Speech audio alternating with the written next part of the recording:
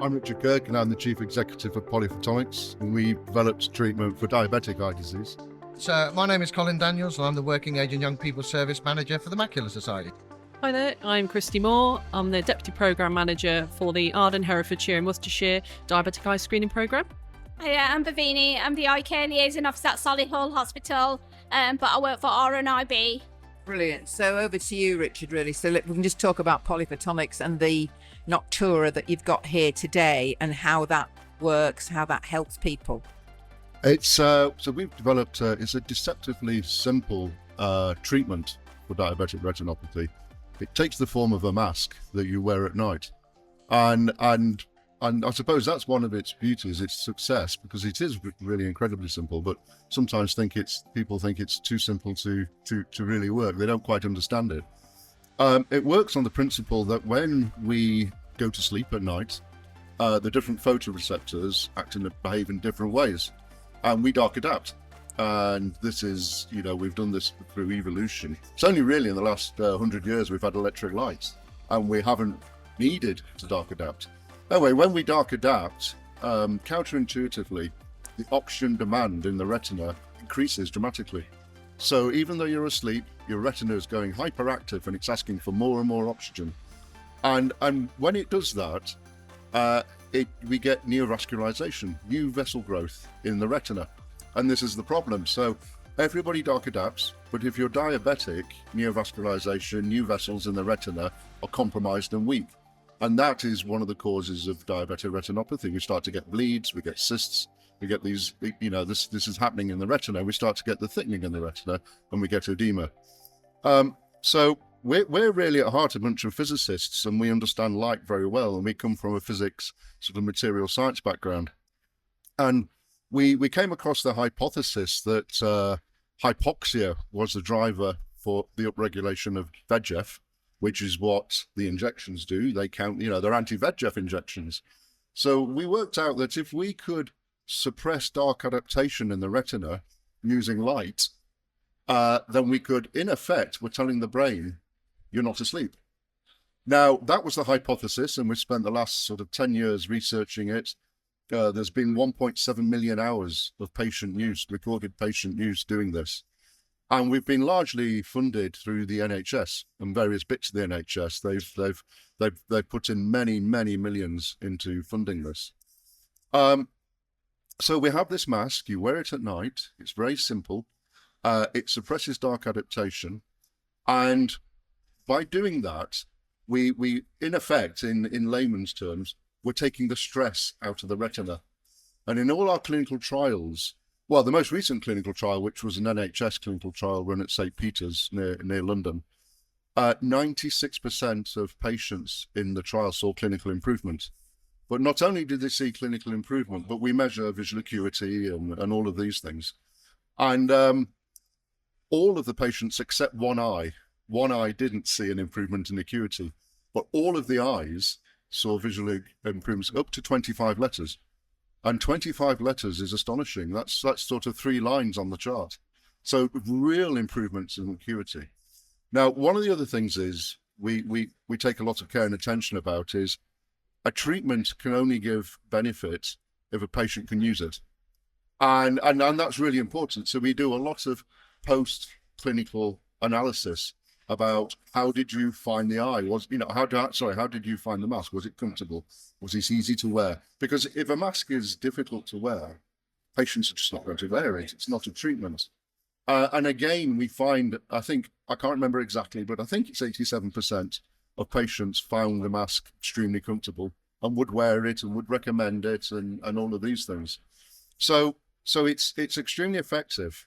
Now, what we've found is we have trials that are relatively early and trials that are relatively late. By definition, it's very difficult to run a trial with people who have edema because you cannot say, don't take an injection. So that's a difficult trial to run.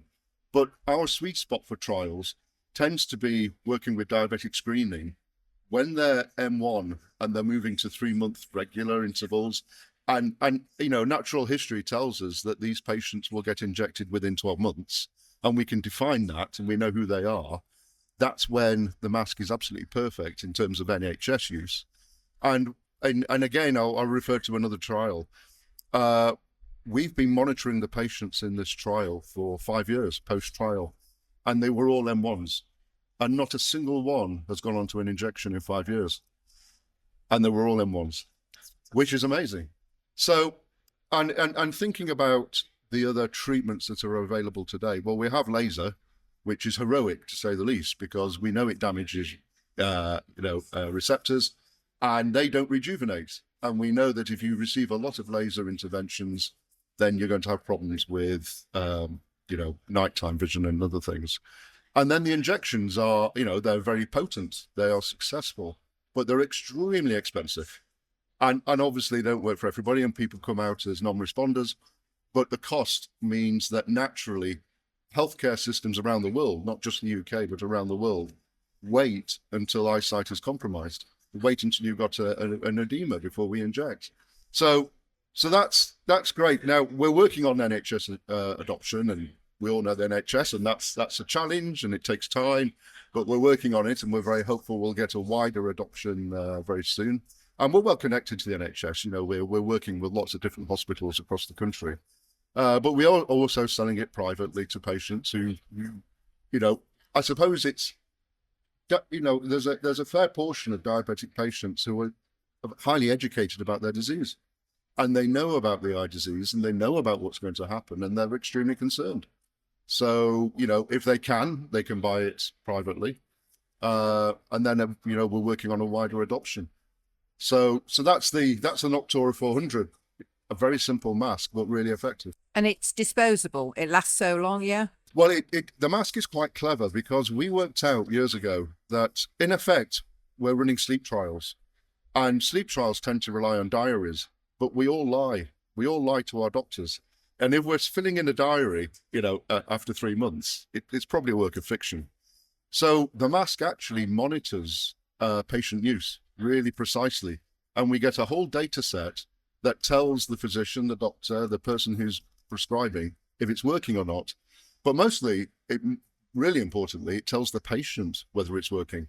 So the patient can correlate, they get graphs, they correlate their use to the effectiveness of the mask, which is really powerful. So we have a 3-month timer on it. So the mask turns on at a particular date, and in 3 months it will turn off. And then you need to replace the mask.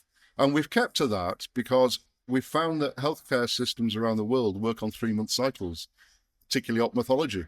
And so it fits in with the ophthalmology cycle, but also it means that the mask will get replaced, because you would be amazed at the amount of people who don't change a mask. They wear it every night and it gets filthy, and it's got to be changed.